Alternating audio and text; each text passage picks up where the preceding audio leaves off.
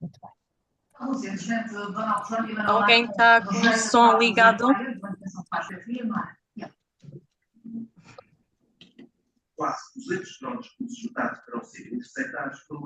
Já agora pedimos a quem acompanha e quem vai Muito, participar, assistir a este webinar, que ligue o som, então, muito boa Desliga o noite som. a todos e a ligue o todas. som. Isto é um webinar interessantíssimo que começamos todos ao mesmo tempo. O meu nome é Cristina Vaz de Almeida, sou a Presidente da Sociedade Portuguesa de Literacia em Saúde. É um enorme gosto estar aqui naquele que é o primeiro evento das conversas sobre saúde. Queria parabenizar não só a enfermeira Sandra Leia Esteves, vice-presidente do Conselho Fiscal, e o professor José Mendes Nunes, o nosso estimado conselheiro da Sociedade Portuguesa de Literacia em Saúde, por trazerem aqui algo que é importantíssimo, que é a perspectiva da prevenção, a perspectiva da promoção da saúde. Queria cumprimentar também o senhor professor Dr. Bruno Heleno, médico de Medicina Geral e Familiar. Boa noite, professora doutora Bruno Heleno. A professora doutora Sofia Batista, médica de Medicina Geral e Familiar. Muito boa noite, professora Boa doutora noite. Obrigada. e o doutor Hugo Nunes, que é um médico oncologista. Muito obrigada por terem aceito este convite. O meu papel aqui é simplesmente de cumprimentar e de ouvir a sessão. Por isso, tem a palavra de imediato os organizadores, que são a enfermeira Sandra Leia Esteves e o professor José Mendes Nunes. Muito boa noite e muito obrigada. O palco é vosso. Boa noite a todos. Obrigada, professora Cristina. Sejam muito bem-vindos a esta iniciativa da Sociedade Portuguesa de Literacia em Saúde. Vamos conversar sobre saúde. Quero cumprimentar a senhora Presidente da SPLS, professora Cristina Vaz de Almeida, e agradecer também a oportunidade e ter aceito e apoiado esta iniciativa. Cumprimentar os nossos ilustres especialistas que temos aqui connosco, o Dr. Bruno Heleno, Dr. Hugo Nunes e a doutora Sofia Batista, e agradecer por terem aceito participar aqui neste primeiro webinar. Agradecer a todos que nos acompanham a partir das vossas casas. E agradecer ainda também ao nosso Departamento de Comunicação, a doutora Vânia Lima, e ao, Ao Gabriel. ao Gabriel. O Gabriel não me vai perdoar, o Gabriel Ribeiro da Ania Ilse, pelo apoio que nos dão e suporte aqui na divulgação e tudo o que toca à comunicação. E por último, mas não menos importante, quero agradecer ao professor José Mendes Nunes por ter aceito este meu desafio de coordenar em conjunto comigo este ciclo de webinars. É para mim um privilégio, professora. Obrigada. Então, para este ano, 2025, temos planeado realizar um ciclo de webinars, ou seja, vai ser um webinar por mês. Vai acontecer, temos programado ser à quarta-feira de cada mês, com exceção do mês de agosto e o mês de dezembro. Pretendemos conversar sobre saúde. Cada tema do webinar será inspirado em alguma data comemorativa da saúde. Neste mês em particular, temos aqui o tema Como Prevenir o Cancro, sendo que no início do mês, no passado dia 4 de fevereiro, comemorou-se o Dia Mundial do Cancro. Estas sessões serão sempre dinamizadas por profissionais de saúde e serão dirigidas à população em geral. Nestas conversas vamos procurar usar uma linguagem simples e clara. Queremos que compreendam esta informação e que vos seja útil para que possam aplicar e decidirem, ajudar a decidir melhor acerca da vossa saúde. Pretendemos também esclarecer as vossas dúvidas, é esse o nosso grande propósito, e temos esse espaço também no site da SPLS e nos cartazes de divulgação que nos façam chegar as vossas questões, dúvidas acerca do tema. É esse o nosso grande propósito aqui com estas conversas sobre saúde, esclarecer-vos acerca do tema, as vossas dúvidas, as vossas inquietações, justificar aqui os conceitos que tenham dúvidas, sempre numa linguagem simples e clara, como já disse. Informo que a professora Cristina já tinha dito que este webinar está a ser gravado para posteriormente podem rever ou partilhar com os vossos familiares ou amigos. Ao longo do webinar, vou colocar também aqui no chat um link com um formulário de satisfação. Para nós também é importante saber a vossa opinião acerca deste evento e agradecíamos depois que preenchessem. Vamos tentar procurar responder às questões e foram várias e agradeço a participação de todos que nos fizeram chegar as perguntas através do nosso link do formulário de questões e vamos tentar procurar responder essas questões. Obrigada a todos. Então, sem mais demoras, vou passar então a palavra ao professor José Mendes Nunes. Professor José. Então, boa noite, antes de mais, boa noite a todos os presentes, a quem agradeço a confiança e a escolha entre tantas outras possibilidades, escolheram estar aqui hoje conosco. Também cumprimento especialmente a Sandra e a professora Cristina Vaz de Almeida. A Sandra até enfim, teve esta ousadia e este atrevimento de acreditar em mim, o que não abona muito a seu favor, mas pronto, muito obrigado, Sandra, por me desafiar para este convite. Vou começar então por apresentar os nossos convidados para que se saiba de onde é que eles falam e qual é a sua qualidade. É só por isso. Começando pelas senhoras, a professora doutora Sofia Batista, que é coordenadora, que é médica de família, coordenadora da unidade de família do Hospital CUF Porto, é doutorada em Medicina pela Faculdade de Medicina do Porto, da Universidade do Porto, é professora auxiliar convidada também da mesma faculdade. E, para além disso, é investigadora também no Sinteses, que é um departamento da Faculdade de Medicina do Porto. O professor Dr. Bruno Heleno, também médico de família, mais propriamente dito, na USF das Conchas, que pertence ao LS de Santa Maria, é professor auxiliar da Faculdade de Ciências Médicas, hoje mais conhecida por Nova Medical School, da Universidade Nova de Lisboa, e é doutorado pela Universidade de Copenhague, até com grande interesse na área também dos rastreios.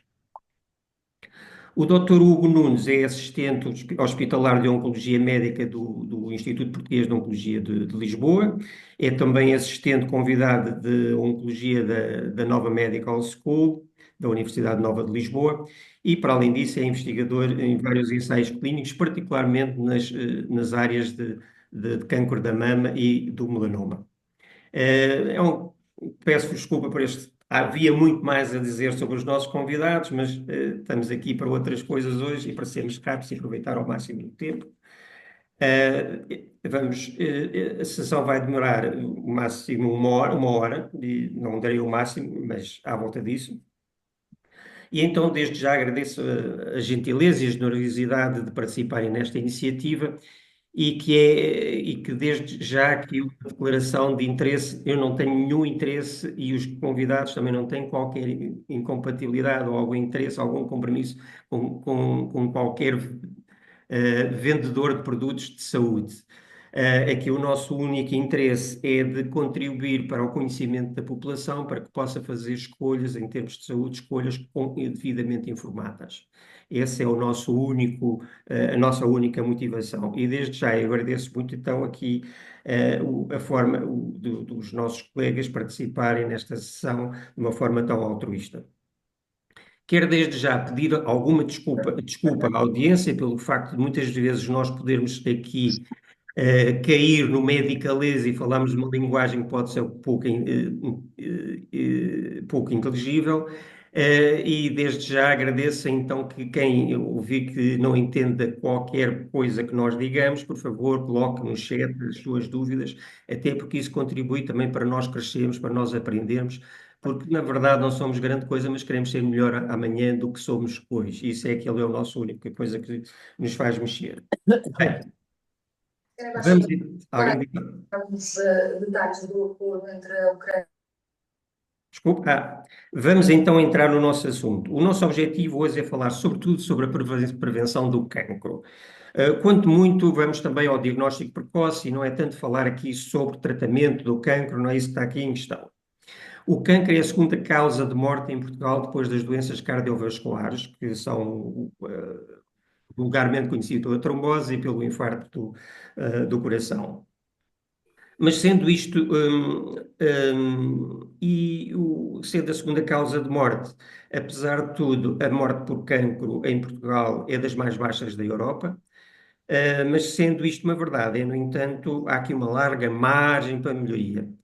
A Organização Mundial da Saúde afirma que a prevenção é a melhor forma de controlar o cancro, mas sim, que só cerca de 50% dos cancros podem ser evitáveis porque têm causas que são evitáveis. O que quer dizer que há pelo menos 50% dos cancros os quais não são preveníveis. Portanto, ter bem esta noção, a população também não conseguimos evitar e às vezes põe responsabilidades na medicina que não conseguimos ter, não, põe expectativas que de facto a medicina não pode responder.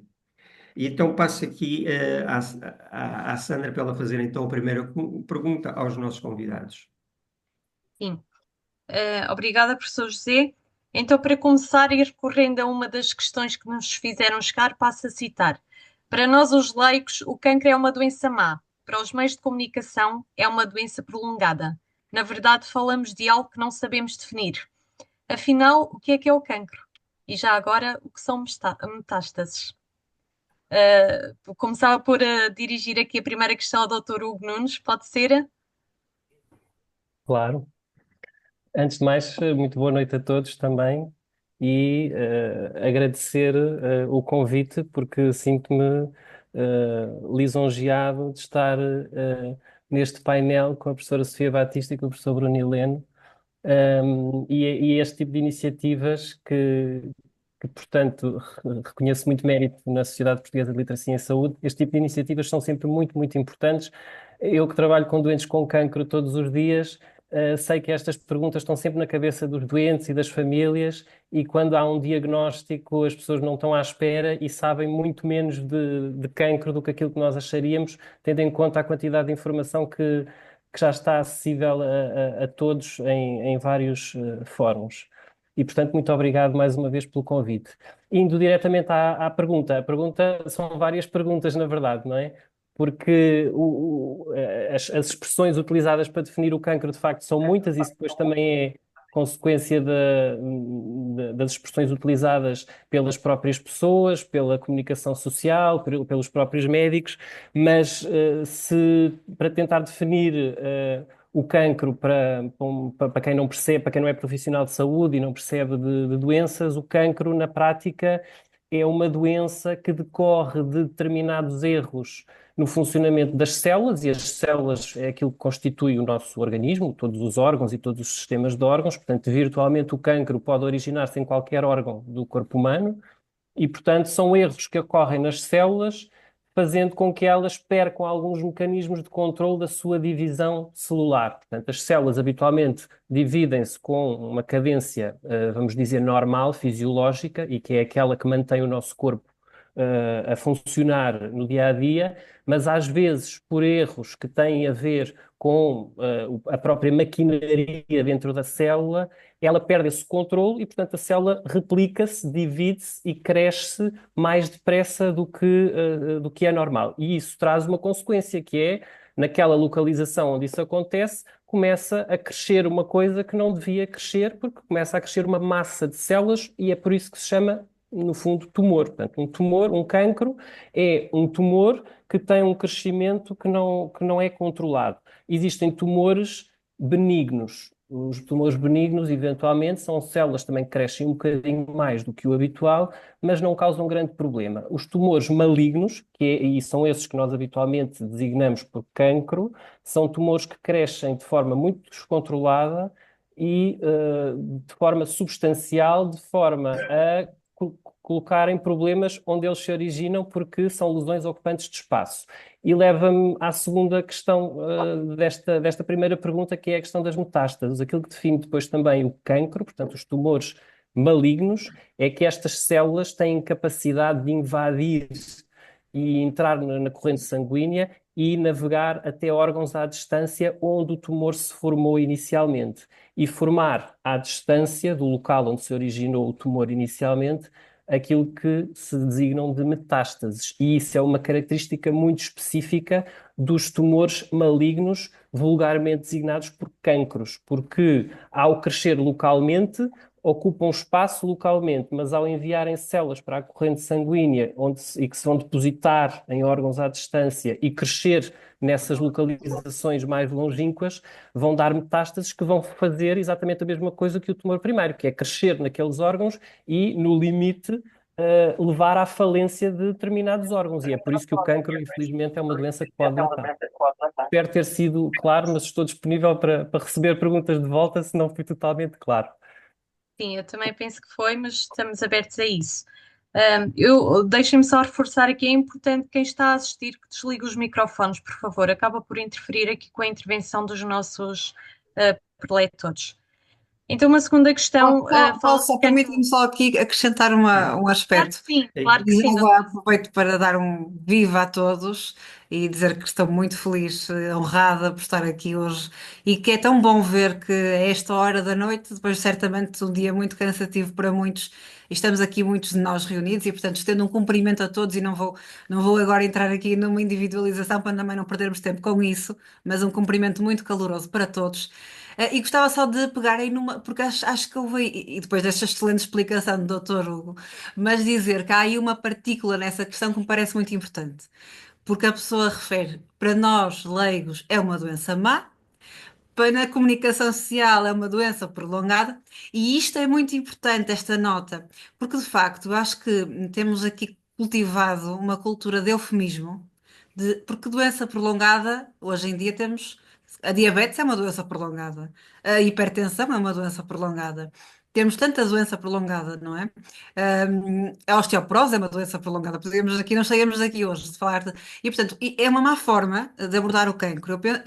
Essa tentativa de aliviar o peso da palavra, leva-nos, desvia-nos a importância de falarmos de cancro abertamente, de esclarecermos, e porque há muitas estatísticas que nos mostram que em cada duas pessoas, até uma poderá desenvolver cancro. Portanto, é muita gente.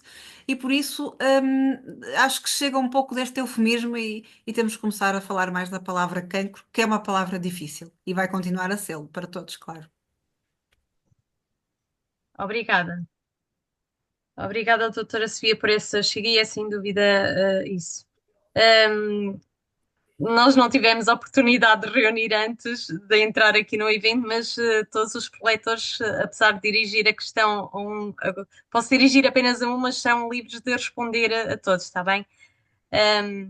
Então, posso a seguir também ao Dr. Hugo Nunes. Fala-se de cancro hormonal e de cancro genético. Qual a diferença? Bom, aí entramos mesmo na parte mais pura e dura desta doença. São muitas diferenças, porque na verdade são conceitos completamente diferentes.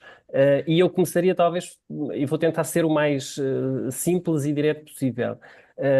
Porque quando as pessoas falam, na maioria das vezes, quando os doentes e as famílias perguntam se o cancro é genético, nós habitualmente respondemos: o cancro é sempre genético. Pode ser também hereditário, que são coisas diferentes, ok? O que é que isto quer dizer? Genético é, no fundo, na sequência daquilo que expliquei há pouco, os tais erros que acontecem na célula têm sempre a ver com erros no nosso material genético e, portanto, nesse sentido, todo o cancro é genético. Isto não quer dizer que essas alterações genéticas, chamam-se alterações genéticas porque são alterações nos genes. Os genes é aquilo que codifica, o código genético é aquilo que dá todas as nossas características e todos os elementos de funcionamento do organismo. Essas alterações, a que chamamos mais frequentemente e do ponto de vista mais técnico, mutações, podem ocorrer em qualquer um de nós a certa altura da nossa vida e originar, por exemplo, um tumor. Mas quando falamos em cancro hereditário, aí fala-se de mutações que são herdadas de pais para filhos, portanto, são verdadeiramente herdadas entre gerações e algumas dessas mutações aumentam o risco para cancro. Portanto, cancro genético são todos eles, porque todos eles têm a ver com erros nos genes. Cancro hereditário tem a ver com erros nos genes, mas erros muito específicos que são herdados de pais para filhos. E por isso é que há famílias, por exemplo, que têm muito cancro da mama, do ovário, do cólon, não interessa. penso que respondi em relação à questão do que é o cancro genético. Quando perguntam em relação ao cancro hormonal, estão já a misturar duas coisas que não têm, na verdade, uma coisa a ver com a outra. E isto porquê? Porque o cancro hereditário, por exemplo, pode ser de qualquer tipo, na verdade. E eu penso que quando perguntam hormonal, estarão mais a falar de cancro da mama, eventualmente cancro da próstata, que são os cancros que têm uma influência na sua biologia das hormonas. Mas quando se fala em cancro hormonal, provavelmente aquilo que a maioria das pessoas está a pensar é num subtipo específico de cancro da mama que tem receptores hormonais e, portanto, tem um tratamento, inclusivamente, que pode ser apenas hormonal e não passar por hormonoterapia. Mas isso não é o único cancro da mama. Depois existem outros subtipos. E, portanto, quando falamos em cancro genético, são todos. Cancro hereditário são só alguns, mas pode ser qualquer um dos subtipos. E o cancro hormonal é apenas um subtipo de cancro da mama. Obrigada por um assunto tão complexo e Espero ter explicado de uma conseguido forma tão distinguir as simples. várias coisas, porque são Penso que conceitos que se sim. baralham às vezes um bocadinho na cabeça das pessoas. Não sei se também se posso dizer aqui, Claro que sim, ou só doutor para Bruno. complementar aqui uma Bem-vindo. palavra do Dr. Nuno. Então, primeiro que tudo, boa noite a todos. Boa noite em particular aqui à Sociedade Portuguesa de Literacia em Saúde, aqui a todos os que estão presentes.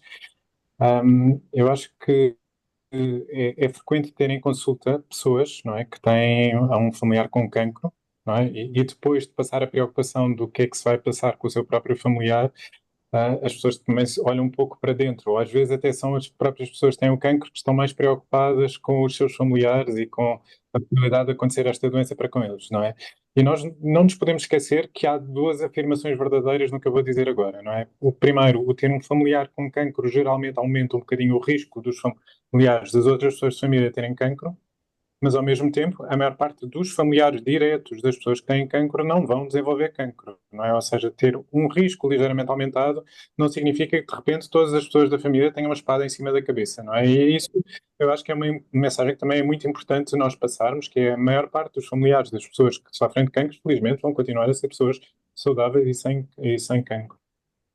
E é curioso que foi uma das questões que também tínhamos recebido, era quem tem um familiar com cancro irá ter cancro obrigatoriamente? Já temos aqui a resposta.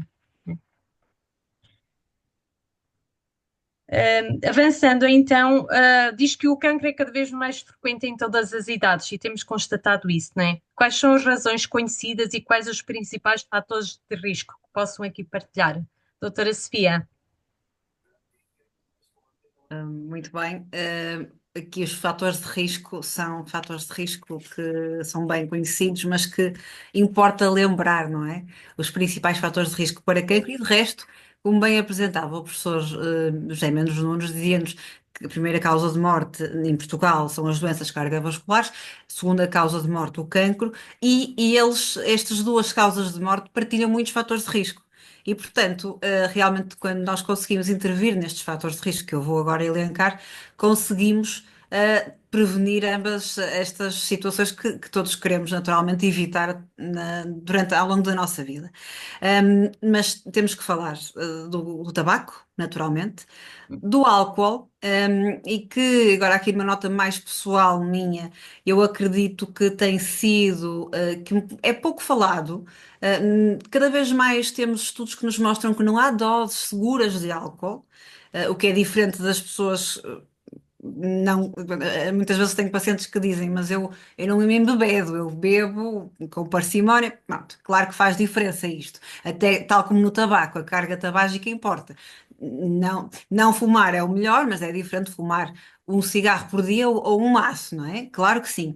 Em todo caso, não há dose segura de tabaco, não há dose segura de álcool. E acho que no álcool, talvez por motivos culturais, temos tido menos capacidade de explicar como é um fator de risco muito relevante, também para cancro e para as doenças cardiovasculares. Depois, outra coisa muito importante é a inatividade física. E já agora, dizer que falamos tanto num termo que eu não gosto muito, mas que vou dizê-lo aqui, que é o anti-aging, está muito na moda, não é? E quando muitas vezes as pessoas andam à procura do santo grau, quase para a longevidade, e está provada a intervenção que mais prolonga a longevidade é o exercício físico. E, portanto, vamos todos tentar nos mexer mais um pouco. Aqui, assim, uma recomendação mais balizada serão uns 150 minutos de atividade moderada por semana para. Claro que depois cada pessoa poderá ter algumas necessidades mais específicas, também de acordo com as suas limitações a patologias, mas assim, de modo mais genérico para o adulto,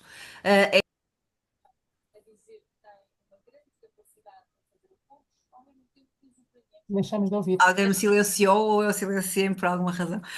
Mas temos que, de facto, às vezes o começar uma atividade física pode fazer muito por nós daqui a uns anos.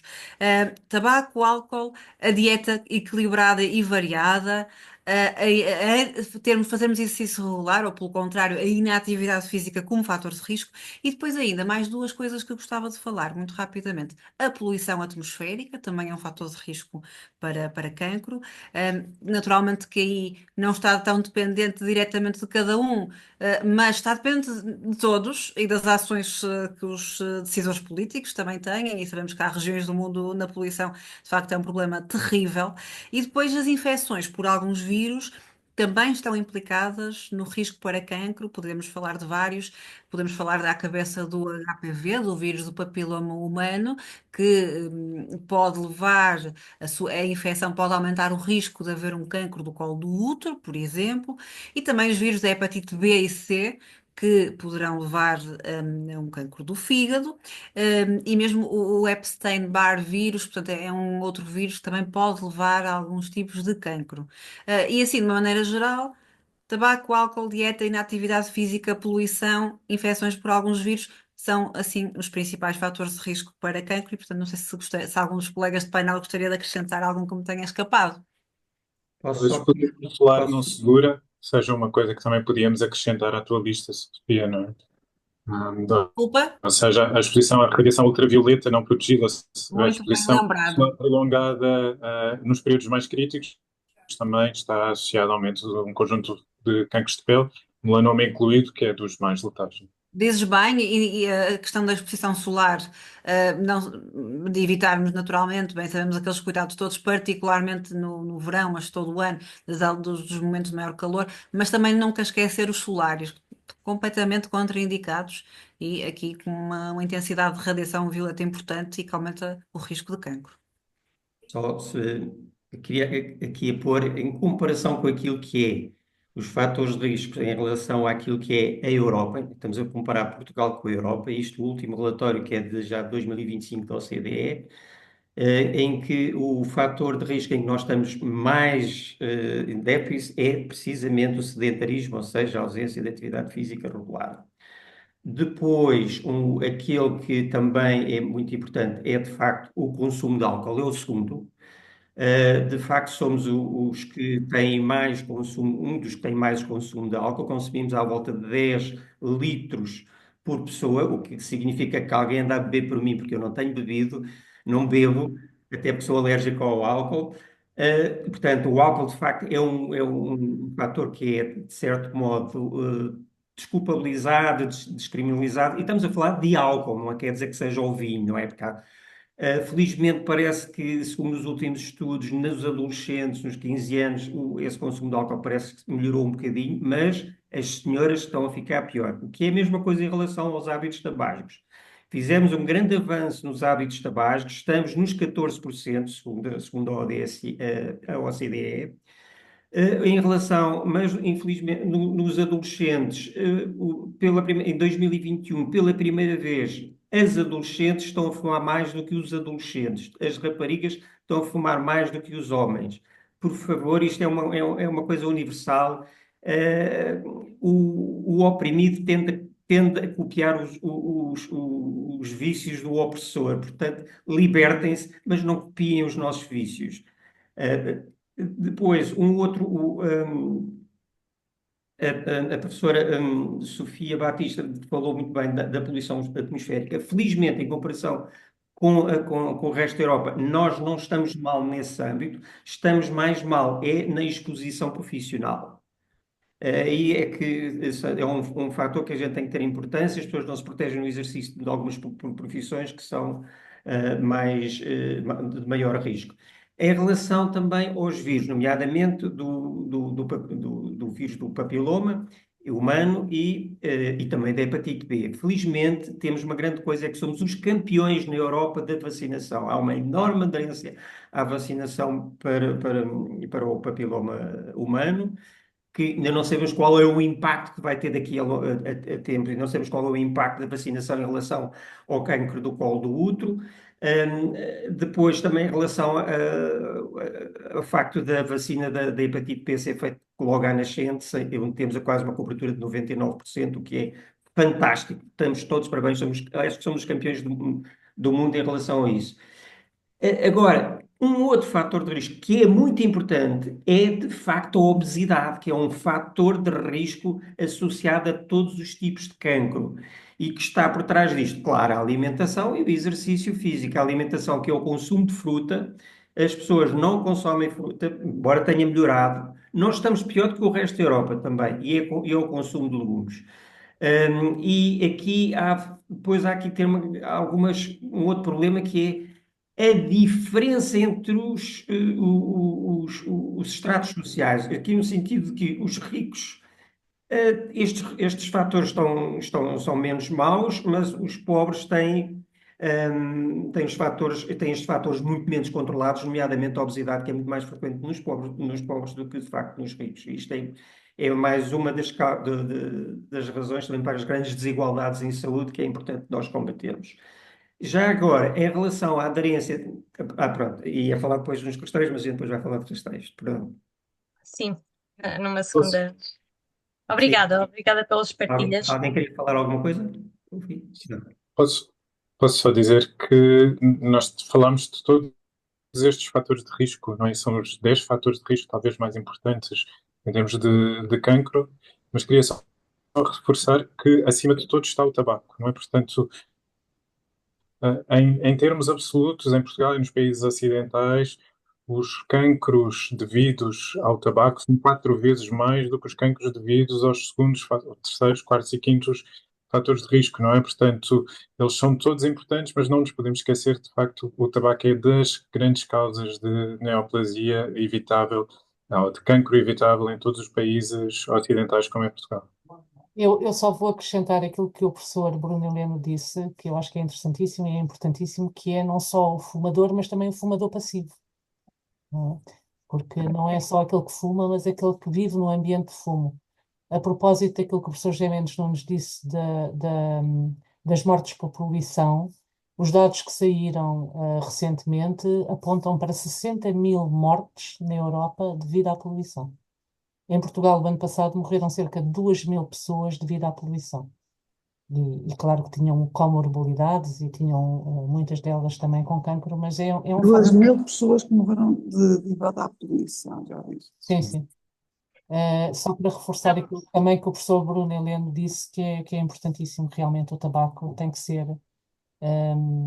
pensado de outra forma, quer dizer, a taxação é uma dos caminhos para impedir esse fumo, para impedir que as pessoas fumem, não é? Sim, eu só queria dizer é que há um grande passo a andar, mas estamos com 14%, já andámos uns 22%. E eu estou a falar do relatório da OCDE que compara em relação com o resto dos países da Europa.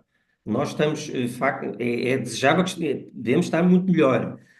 E sobretudo as senhoras, que, por favor, não copiem os nossos hábitos, os nossos vícios, pronto, se quisermos chamar isso. Bem, vamos ter que. Obrigada Posso pelas acrescentar uma partilhas. coisa, desculpem. Sim, doutor. É uma coisa muito rápida. Aquilo que se falou até agora, naquilo que é a epidemiologia do cancro, que é o estudo da frequência das doenças e como é que aparecem, a maioria, aliás, todos os fatores de risco que falámos até agora estão num grupo que nós chamamos de fatores de risco modificáveis, ok? Porquê? Porque nós podemos intervir e modificar e por isso é que eles foram tão sublinhados aqui. Mas depois existem uns quantos que são os não modificáveis. E eu só chamaria a atenção para a idade, por exemplo. O cancro é uma doença da idade. tirando raras doenças oncológicas pediátricas, a idade é um fator de risco. Eu estou a dizer isto aqui não porque consigamos mudá-la, justamente porque é não modificável, mas sobretudo para a questão das políticas de saúde, porque a nossa população, como sabemos, é cada vez mais envelhecida e, portanto, isso depois traz uma alteração na frequência das doenças e, portanto, os recursos de saúde e os profissionais de saúde e a população em geral têm que saber adaptar-se. Eu acho que aí é que também tem havido um esforço, mas que ainda não é suficiente de acompanhar a evolução das doenças, que são doenças muito específicas de uma população que é cada vez mais idosa. Quem fala da idade, existem outros fatores de risco não modificáveis, não vale a pena entrarmos aqui nesse detalhe, nomeadamente as tais mutações hereditárias que falávamos há bocadinho, mas mesmo aí existem muitas outras formas de prevenção, mas sobretudo a idade é transversal à grande maioria dos cancros hoje em dia. Obrigada, obrigada. E já agora lanço aqui também dentro de uma questão que surgiu, eu deduzo que a pessoa queria perguntar do ponto de vista da perturbação emocional, pode originar cancro? A pessoa usou a saúde emocional, deduz ser a perturbação emocional. Poderá originar cancro, esta componente da perturbação emocional? Lanço-vos a questão. Não sei se algum dos meus colegas quer, eu posso dar a minha resposta assim mais breve, até porque quando os doentes chegam com um diagnóstico de cancro à consulta de oncologia, muitos perguntam isso. E há pessoas que, todos nós sabemos que existem pessoas com histórias de vida muito pesadas e perguntam até casos, por exemplo, de violência doméstica, coisas de um stress emocional muito grande, e a seguir a isso acontece o cancro. O cancro, como acabámos de falar, é uma doença muito frequente e, portanto, em muitas circunstâncias pode ser apenas uma coincidência, porque de facto existe muito stress emocional na vida diária e existe muito cancro e, portanto, as coisas também concorrem. Mas a questão da ligação das duas coisas é difícil de estabelecer, não é propriamente como, por exemplo, o tabaco e o cancro do pulmão, que é uma coisa mais clara de estabelecer uma relação causa e efeito. O que nós sabemos é que o stress emocional, sim, traduz-se em muitas alterações fisiológicas e muitas alterações fisiológicas que podem ter consequências a nível dos mecanismos, digamos, de vigilância dos tais erros que acontecem todos os dias nas células, nomeadamente o nosso sistema imunitário. Portanto, há cada vez mais evidência, embora não seja uma evidência com uma robustez, digamos assim, dos outros fatores de risco que já temos falado aqui, que sugere que sim, que períodos longos de stress emocional que leva à produção de uma série de hormonas no nosso organismo que deprimem um bocadinho as defesas contra aquilo que é estranho, e uma célula tumoral é uma coisa estranha e que deve ser combatida pelo sistema imunitário, e efetivamente uma depressão da imunidade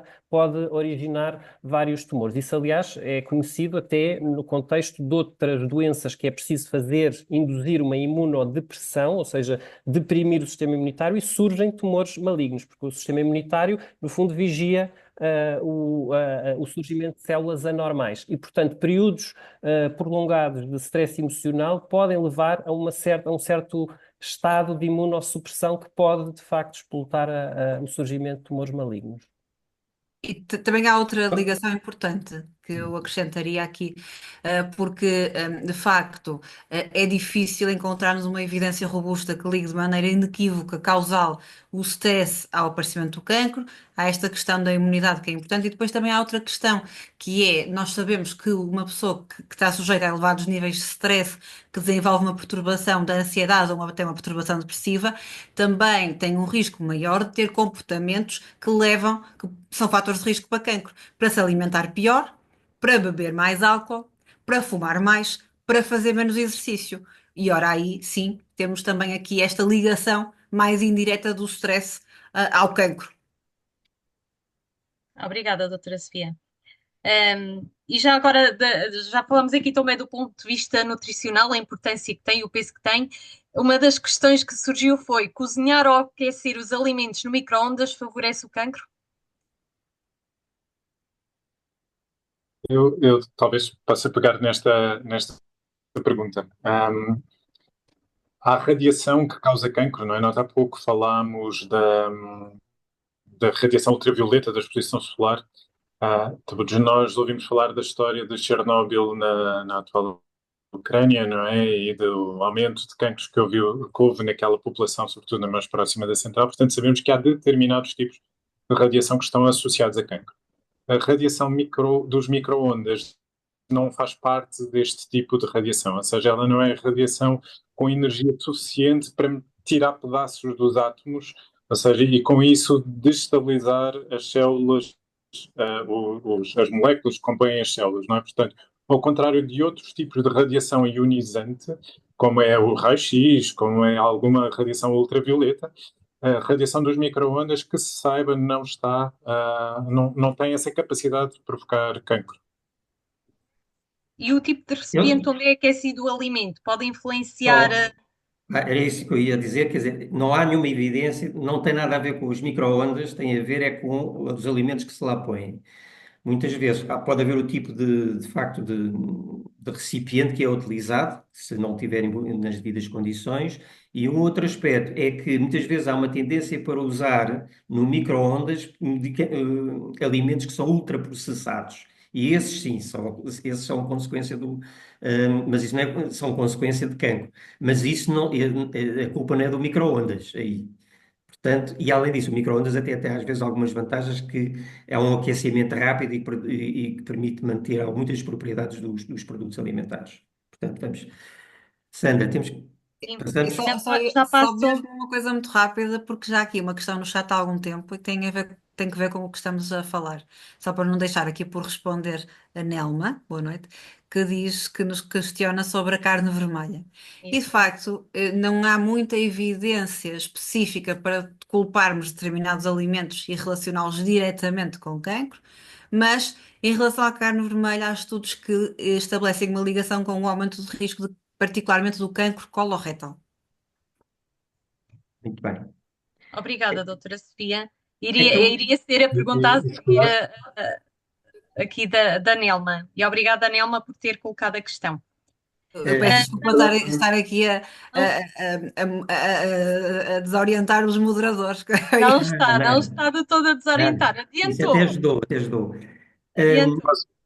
Posso reforçar aqui uma coisa, já agora, não é porque a Sofia falou da carne vermelha, e reforçar outra coisa que disse o professor Mendes Nunes, não é que estamos a falar sobretudo de carnes processadas, não é? Portanto, os enchidos, aquelas coisas que são fumadas e conservadas em bastante sal, então isso parece ter uma relação mais forte com o aparecimento de cancro do intestino. A carne vermelha em si mesmo parece também existir ali um sinal, mas ainda temos bastantes dúvidas, ou algumas dúvidas. Pronto, para além também dos enchidos, que são do fumo, do fumeiro, os produtos do fumeiro tinham muita relação também com o cancro do estômago, que é um cancro também relativamente frequente e grave. Então, agora passamos aqui. Doutor José, já agora que falou do cancro gástrico, temos aqui também uma pergunta no chat e se calhar aproveitávamos um momento para responder, do Filipe Jorge, que nos pergunta, portanto, o parecer dos colegas em relação à infecção pelo Helicobacter pylori e risco de cancro gástrico. Já agora podemos aqui brevemente responder aqui ao Filipe Jorge, doutora Hugo, doutor Bruno.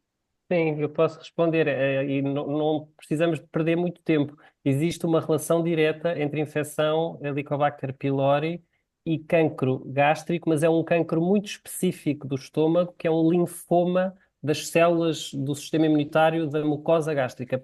Ou seja, não há uma ligação entre esta infecção e o verdadeiro carcinoma do estômago, cancro do estômago, que é uma doença com um prognóstico bastante pior do tal linfoma do estômago que é causado pelo Helicobacter pylori. E é por isso que a infecção Helicobacter pylori deve ser tratada, é um fator de risco que podemos tratar. Muito bem. Obrigada. Avançando agora por uma. Não queremos passar aqui ao diagnóstico do cancro, mas é importante o diagnóstico precoce do cancro. E aqui há muitas vezes algumas confusões e muitas vezes até há algumas expectativas que são irrealistas. Os rastreios existem para detectar o cancro na fase mais precoce, até porque isso depois depende também do tempo de sobrevida. E o que eu gostaria aqui de perguntar, que não sei se o Bruno Heleno quer responder, é quais são, o que é um teste de rastreio? No fundo, o que é um teste de rastreio e depois quais são os tumores que são rastreáveis. Quer dizer, quais são os tumores que há utilidade em rastrear. Ok. Então, um teste de rastreio é habitualmente um exame complementar, como é um raio-x, uma mamografia, um TAC, uma ecografia, uma análise de sangue, ou às vezes um conjunto de manobras feitas por uma médica ou por um médico, a pessoas que não têm qualquer sinal ou sintoma, ou seja, que não se queixam de nada relacionado com cancro. Portanto, é oferecido a uma população saudável, habitualmente definida ou por uma idade, ou, no caso de alguns cancros, que são específicos de algum sexo, não é? São só oferecidos às senhoras ou são só oferecidos aos senhores, não é? O que o teste de rastreio faz não é saber se as pessoas têm o cancro ou não têm o cancro. Eles, no fundo, procuram separar estas pessoas saudáveis em dois grandes grupos. Um grupo de pessoas em que nós estamos razoavelmente seguros que não têm cancro e um segundo grupo no qual nós temos dúvidas e vamos precisar de fazer testes adicionais para saber se essas pessoas têm cancro ou não têm cancro. E porquê é que nós propomos fazer rastreios? Porquê é que nós vamos atrás de pessoas que se sentem saudáveis para irmos à procura desta doença terrível que é o cancro, não é? É porque temos a expectativa que, se detectarmos precocemente, vamos conseguir tratar algumas doenças mais cedo e, com isso, vamos conseguir que as pessoas vivam mais tempo. Agora, porquê é que nem todos os cancros são rastreáveis, não é? O cancro é, nós estamos a falar como se fosse uma única doença, mas são muitas doenças diferentes, não é? E não estou só a falar que existem cancros na mama, existem cancros na próstata, existem cancros no estômago, existem cancros no intestino, não é? São órgãos diferentes e comportam-se de formas diferentes. Mas mesmo dentro do mesmo tipo de cancro, não é? Há uns cancros que crescem muito devagarinho, há uns cancros que crescem muito, muito depressa e há aqui os cancros do meio, não é? E, até agora, os rastreios de cancro, quanto muito, são úteis para nós diagnosticarmos estes do meio, não é? Que são aqueles que vão crescendo, não é? Vão crescendo razoavelmente depressa, mas que também não crescem assim, não vou dizer de um dia para o outro, porque isso não acontece, mas não crescem em 6 meses, não crescem em 12 meses, não é? Portanto, o cancro tem de ser relativamente lento para ser conseguido, para se conseguir apanhar num programa de rastreio. Apesar disto ser o do rastreio de cancros, nós irmos à procura de cancros saudáveis para tentarmos descobrir cancros pequeninos e, com isso, tentarmos que as pessoas tenham tratamentos mais eficazes. A verdade é que testamos em vários testes diferentes e são ainda relativamente poucos os cancros que nós achamos rastreáveis. E, portanto, quer a União Europeia, quer a nossa Direção-Geral de Saúde propõem rastreios organizados para 3 cancros: cancro do intestino grosso, cancro da mama nas senhoras e cancro do colo do útero nas senhoras também. Portanto, estes são os 3 rastreios que são consensuais, quer a nível dos países da União Europeia, quer aqui pela nossa Direção-Geral da Saúde.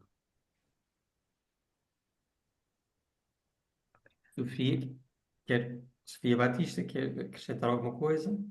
Então, eu pergunto-lhe assim, e da próstata? Essa é uma excelente questão. Ahm, Realmente o cancro, o rastreio do cancro da próstata continua a ser assim um tema quente, e nos congressos médicos, de uma forma saudável. Nós entramos sempre em grandes confrontos, assim que parecem aqueles debates políticos a certo ponto, sobre este rastreio. Porquê, não é? Porque, primeiro, pegar no que o Bruno estava a dizer. De facto, com o rastreio, nós estamos a fazer testes em pessoas sem sintomas, que isto realmente é um aspecto muito importante para tentar apanhar um cancro, assim, usando palavras simples. Um, e quando olhamos para esta definição, achamos que então vamos buscar aquelas frases que temos muito na nossa cabeça: prevenir é sempre o melhor remédio, a prevenção sempre, e portanto dá-nos ideia de que só há vantagens nos rastreios. E às vezes há um outro lado em que às vezes há algumas desvantagens potenciais nos rastreios. Estes rastreios que estão recomendados pela Direção-Geral de Saúde neste momento poderão avançar outros, entretanto, depois podemos falar sobre isso, mas neste momento temos o rastreio do cancro, e voltando aqui para ir falar do da próstata, rastreio do cancro da mama, que Recentemente foi alterada a idade, foram alteradas as idades, começa mais cedo e acaba mais tarde, 45, 75 anos, de 2 em 2 anos, com mamografia portanto, de 2 em 2 anos. O cancro coloretal que é rastreado através da pesquisa de sangue ao corpo das fezes, de acordo com o que estabelece o decreto de lei de 2 em 2 anos, entre os 50 e os 74 anos, e o cancro colo do útero, através do teste de HPV, que estava a ser feito entre os 25 e os 60 anos e que agora mudará de idade, já há uma nova norma clínica para entre os 30 e os 69 anos e até incluindo aqui uma hipótese nova de autocolheita. Depois podemos ir aí. Mas, portanto, isto são estabelecidos e porquê que estão estabelecidos desta forma, com estas pequenas alterações agora de idades? Porquê? Porque foram aqueles em que se entenderam por consenso em que na balança, pesando vantagens e desvantagens que os rastreios têm, as vantagens pesavam mais e então seria para avançar e porque também temos que reunir uma série de condições logísticas para poder dar resposta às pessoas e então, estando tudo isto reunido, avançou-se e houve consenso.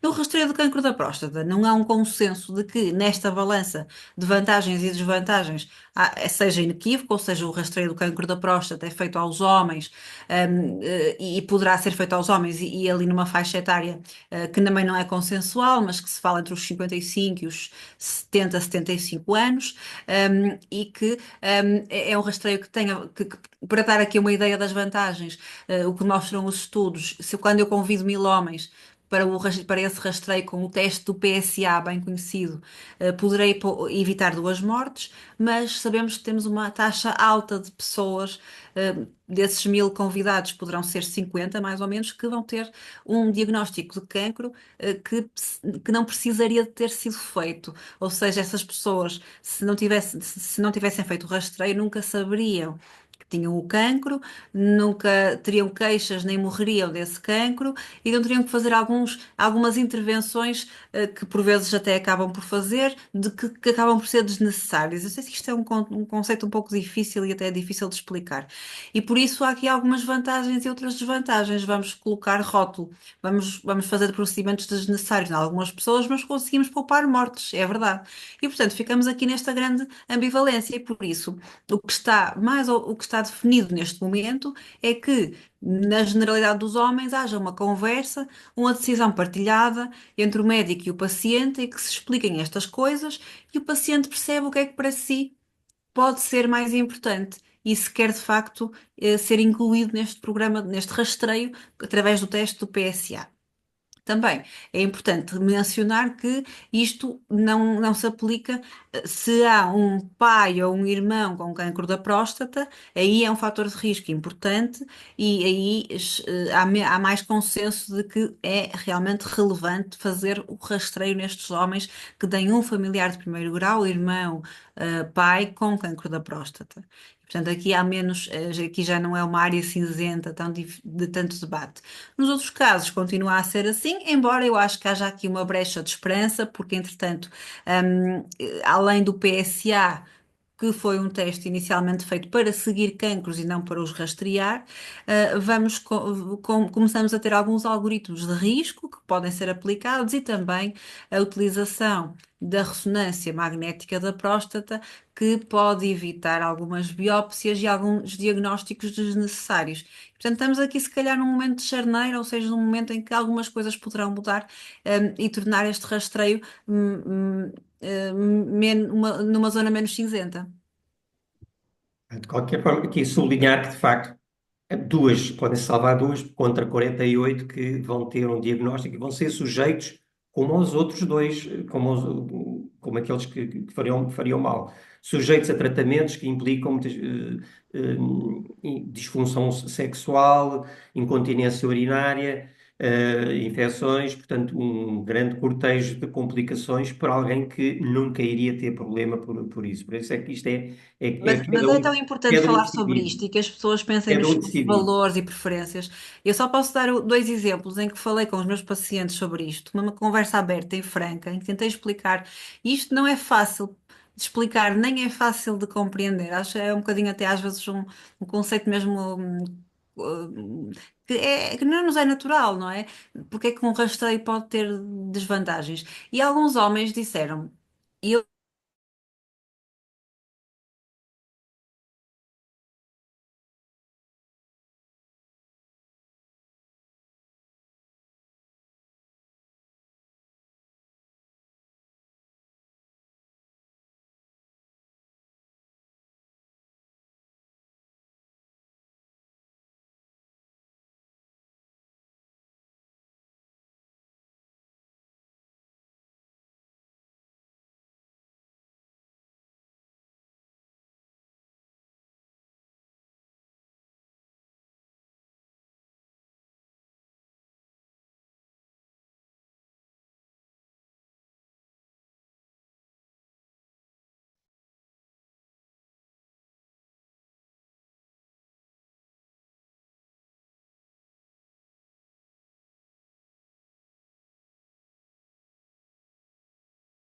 sequer começar a fumar.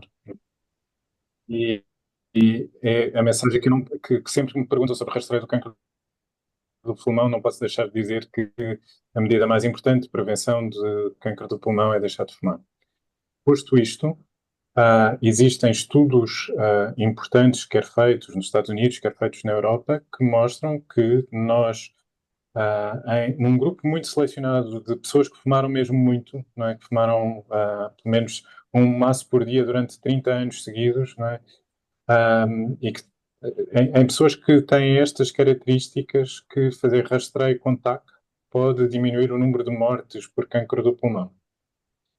Faz também um conjunto de outras coisas que nós não queríamos, nomeadamente, há uma série de pessoas que fazem o rastreio do cancro do pulmão que vão apanhar uns sustos porque aparece um nódulo que nós não sabemos o que é, e à semelhança do que acontecia na próstata, não é? Nós também detectamos alguns cancros do pulmão que mais valia não sabermos que lá estavam porque a pessoa não queria saber que eles existiam, não é? Mas pronto, no fundo sabemos que ele faz uma coisa boa, reduz o número de mortes por cancro do pulmão, faz coisas menos boas, que são aquilo que nós chamamos de os falsos positivos, os surtos e estes cancros que nós se calhar preferíamos não saber que existiam. O que nós ainda não sabemos, o que é que as sociedades ainda não decidiram, como falava ali a Sofia, é se o equilíbrio entre as coisas boas do rastreio do cancro do pulmão e as coisas menos boas do rastreio do pulmão é uma coisa que é favorável. Nós ainda não temos uma resposta muito clara para isso. Há movimentos grandes na Europa em favor do rastreio do cancro do pulmão, sobretudo quando existe também um bom programa de apoio para as pessoas que querem deixar de fumar. Mas ainda não existe o mesmo grau de consenso que existe para os outros que já estão implementados, como o rastreio do cancro do intestino, o rastreio do cancro do colo do útero e mesmo o rastreio do cancro da mama. Muito obrigado, Não sei Bruno. se consegui responder. Sim, sim, sim. Bem, nós temos isto programado para só durar 1 hora e, portanto, não vamos ser rigorosos neste sentido. E por isso não vou colocar aqui mais perguntas, mas queria sublinhar que nós não queremos impor nada a ninguém, apenas procuramos dar conhecimento que vos ajude a tomar as decisões informadas quando tiverem que decidir sobre a vossa vida. Porque só cada um sabe da sua vida e das suas possibilidades. Só queremos que alguém não decida sem ter o conhecimento, sem ter informação, sem ter capacidade de decisão. Porque tudo na vida é incerto, e se tudo é incerto, então também há muitas vezes certezas que nos vendem e que não o são. Logo, cada um decide de acordo com a sua cabeça, mas consciente de que está na posse de todo o conhecimento necessário e suficiente para fazer as suas escolhas. O cancro gera muito medo, mas o medo é a principal ameaça da saúde.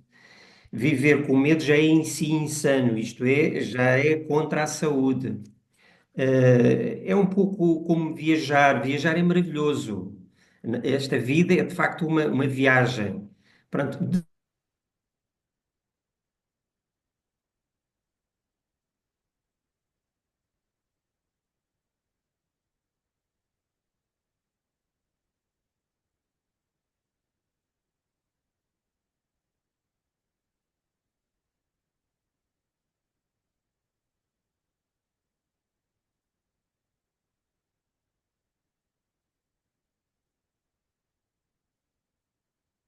Não podia terminar da melhor maneira, obrigada pela síntese que fiz. Ia pedir apenas num minuto a cada um dos nossos preleitores qual o maior conselho, eu acho que já foi aqui espelhado, que possam deixar a qualquer cidadão no âmbito da prevenção do cancro. Assim, muito rapidamente, qual o conselho para um doente vosso, para um cidadão que nos está a ouvir aqui? podemos começar primeiro pelas senhoras, até porque a Ana Sofia Para Sofia. Ana Sofia Batista tem que se Eu habituar. acho que né, há bocadinho o professor José Mendes Nunes falou, e muito bem, que até metade dos cancros podem ser preveníveis pelo controle de fatores de risco, e portanto eu acho que isto é uma nota de esperança e muito positiva. Portanto, aqueles fatores de risco de que nós falamos, e modificáveis, aqueles em que nós podemos, em que nós temos a nossa parte, em que podemos fazer a nossa parte, que a façamos. Não esquecer as vacinas, aqui nomeadamente a vacina do HPV, que também de resto já está no nosso plano, Programa Nacional de Vacinação.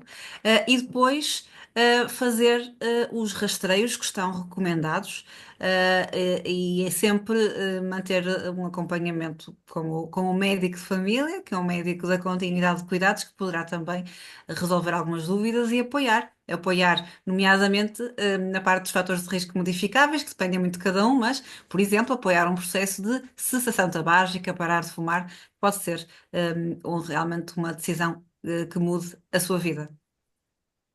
Obrigada. Doutor Bruno?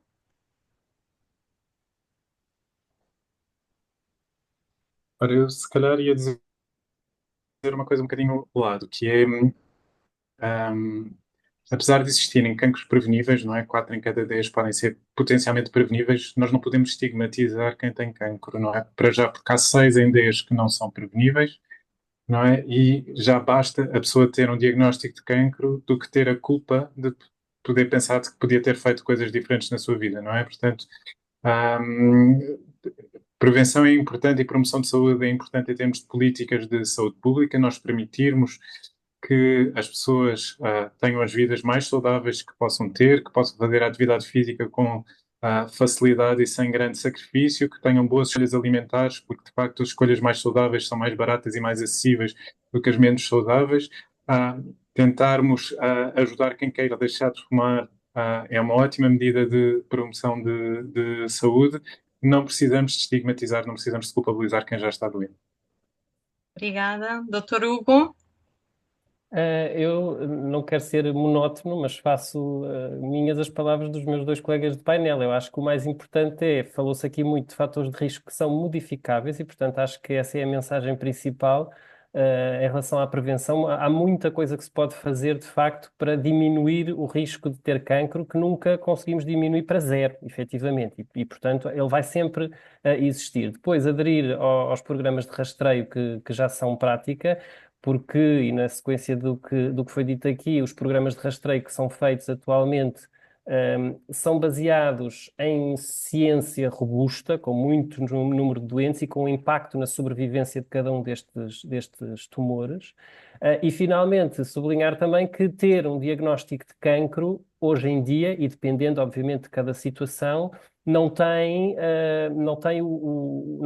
é necessariamente aquilo que era há 20, há 30 ou há 40 anos atrás, porque tem havido muitas alterações para melhor, tanto na parte do rastreio, por exemplo, como falámos aqui, mas também do próprio diagnóstico e do tratamento, e há tumores que hoje em dia têm desfechos indubitavelmente melhores do que aquilo que tinham há uns anos atrás. Continua a haver cancros que são mais difíceis de tratar, sim, mas isto é a mensagem principal, que é: existe diagnóstico de cancro e existe pessoas que tratam o seu cancro e temos cada vez mais sobreviventes de cancro. E, portanto, o cancro não é necessariamente uma sentença e, portanto, as pessoas não têm que viver em função disso. Devem tentar ter um estilo de vida saudável. Na prática, foi isso que se falou aqui hoje. E estar atento ao seu próprio corpo, conhecer o seu próprio corpo e quando alguma coisa não está mal, não está bem, é recorrer ao médico e já agora ao médico de família, que é de facto quem está na linha da frente e que deve ajudar a orientar quando alguma coisa não está bem, e isso faz parte de nós reconhecermos o nosso corpo. Obrigada. Obrigada a todos pelas vossas extraordinárias intervenções, que realmente cumpriram aqui os nossos requisitos, usarem aqui a informação numa linguagem simples e clara. Tentámos responder a todas as questões. Agradeço também ao professor, ao Dr. Bruno Heleno, que foi respondendo aqui mesmo no chat, porque é impossível responder numa hora a tantas questões, mas agradecemos a participação de todos. Relembro que voltamos a encontrar-nos no dia 26 de março com o tema A Importância do Sono ao Longo do Ciclo de Vida, para dar continuidade a este ciclo de webinars, e contamos com a vossa participação. E obrigada a todos. Juntos por mais e melhor literacia em saúde. Uma boa noite a todos e obrigada. Obrigada. Se calhar Obrigada, boa noite, boa semana. também Boa noite, agradecer obrigado. a Obrigado. todos. Obrigada. Obrigado, E também as palavras de E a- agradecimento à enfermeira Sandra e ao professor José Mendes Nunes também por esta iniciativa, e agradecer aos brilhantes oradores que gostei muito, não tinha ainda o prazer de conhecer, professor Bruno Heleno, professora Sofia Batista, doutor Hugo Nunes. Muito obrigada também por terem cedido aqui à Sociedade Portuguesa de Literacia em Saúde, e até breve. Muito obrigada. Obrigada. Obrigada a todos. Obrigado. E basicamente o que aconteceu foi isso, e foi mesmo